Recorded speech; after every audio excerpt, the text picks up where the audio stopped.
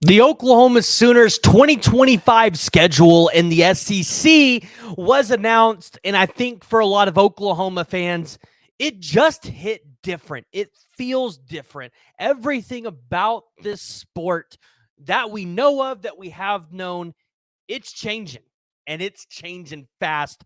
Guys, we got to talk about it today, and I got to give you my thoughts here because Jay put out a video about it, and he described it perfectly.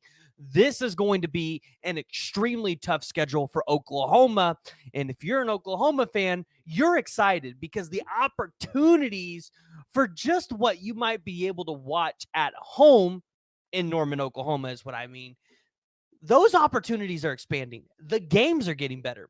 But in terms of what Oklahoma's record might be at the end of the season, it's going to be a little bit tougher to get those perfect seasons. We'll talk about it. Before we do that, need y'all to jump in the comments below, join the discussion, give me your thoughts. Do you think this is the hardest schedule Oklahoma has ever played? And if you haven't already, make sure you hit that like and hit that subscribe button. I am watching this while Kentucky is currently getting beat by Oakland. So if you guys see my eyes keep drifting down, it's because we got the phone down here with the multi-view from a specific TV provider that we're not going to advertise because they don't sponsor us. But, maybe one day. All right. Oklahoma 2025 football schedule has been announced. And I think one of the biggest things that sticks out on the schedule is we should have 8 home games, but this just happens to fall on a year where Oklahoma is leaving the conference during out of conference play to play Temple in Philadelphia, Pennsylvania. It's going to be a cool game regardless how you look at it. OU fans are going to get out there, but I'm highlighting that Michigan game. We all knew that this one was coming. I think a lot of people forgot about it, though, because we all got wrapped up in the SEC hype. You're starting out what seems like to be the season with Illinois State. Then you're going to have Michigan at home, going to be just a truly phenomenal matchup. The Michigan Wolverines coming to Norman. Sharon Moore is going to be making his return. And, I mean, just being able to see these two teams match up in a non-conference, non-playoff scenario, non-national championship type of game, it's going to be fun. It's going to be like when Ohio State came to town, right? It's going to have that kind of feel, I feel like. Game day will definitely be there. I don't see how game day's not there for that. You're going to Temple, right? You're going to play in Philadelphia, Pennsylvania, and then they'll be returning the favor by coming to Norman here in the coming years. And then you've got Kent State coming back. We've seen them there. So out of conference schedule, you got to give it an A purely just for the Michigan factor. But going to Temple, I feel like that's fun. I feel like OU fans are going to show out for that one. Now, the home SEC opponents, essentially all they did was they took what the schedule was going to be in 2024 and they flipped it. So you're going to get Auburn at home, you get LSU at home, you get Ole Miss. Man, I can't wait for those fans to show up here because they are rowdy. And then you get, man, OU fans are going to have fun with this one. Missouri.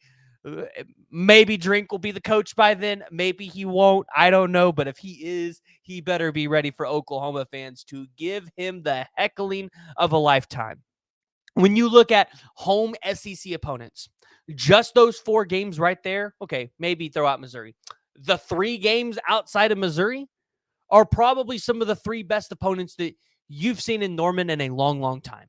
This is not the TCUs and the Ohio or the Oklahoma States and the West Virginias coming into town. Like when we brought in the new conference opponents, at least it gave some freshness, right? You got to see TCU and West Virginia, but like I don't know. It got old after a while because it's just the same old thing. Oklahoma's beating up on those opponents. I guarantee you, Oklahoma is not going to run through their conference schedule with 1 loss or undefeated every single year. It ain't going to happen. This is going to mean more.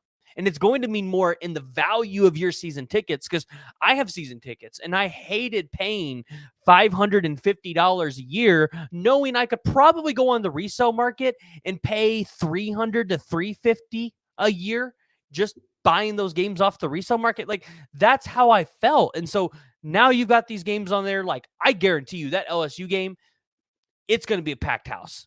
And then you look at the away games at Alabama. What OU fans aren't going to try to go to Tuscaloosa and hear their version of Dixieland Delight?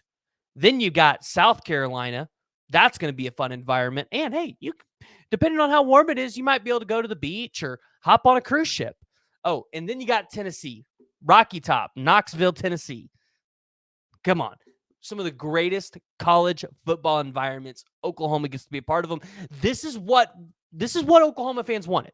We wanted to go to the SEC. We wanted to be a part of it. The schedule is scary, but I mean, you wanted to go to the SEC. This is what you're going to get. It's only going to get worse if the SEC goes to 9 games. So they announced that they were sticking to 8, but I'm going to say when they go to 9 games because it's going to happen. It's only going to get worse. Now you got Texas. You're going to Dallas. Man, I really hope that game goes to 2:30. I don't want the 11 a.m. kickoff anymore. Maybe even just move it to like 12 or 12:30, right? You know, it doesn't have to be 2:30 if you don't want it. Just make it 12:30. I don't want to wake up. I mean, I haven't read. I hope I'm not waking up at 11 o'clock, but I know fans don't want to be waking up and then just have to turn around and eat brunch and there's the game. Like, you want to be able to have some ribs and some barbecue while you watch the game. So Texas, of course, the usual. We will be the away opponent that year because we get the home this year, but it's not really like a home. You just get the jersey. So, but for Oklahoma, it is kind of like a home game. Dallas, OU fans travel out there well. Again, I really like the schedule. I see it's really hard. Depending on how Michigan looks, there's a good chance Oklahoma could go 4-0 in that slate. If Sharon Moore, though, keeps Michigan rolling at a high level, there's probably a good chance Oklahoma could drop that game to Michigan. I'm excited to go to the big house, though. In 2026, you're going to the big house. That's going to be a lot of fun. And then the home games, I look at Auburn, I look at LSU. They're both going to be moving into the second year of quarterbacks.